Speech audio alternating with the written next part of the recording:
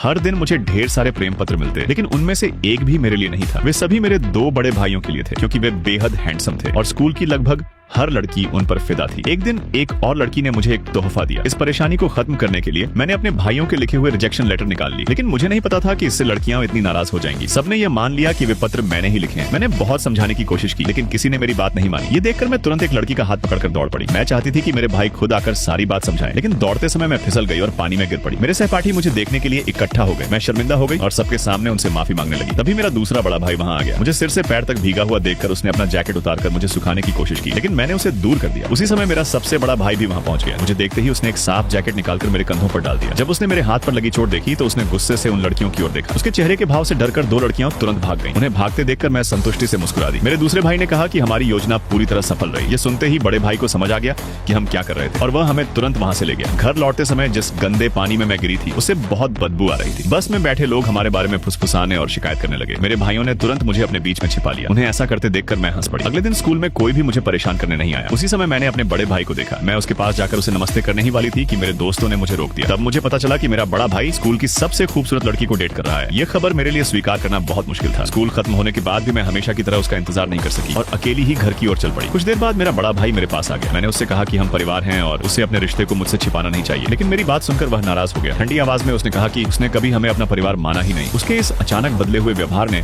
मुझे पूरी तरह उलझन में डाल दिया।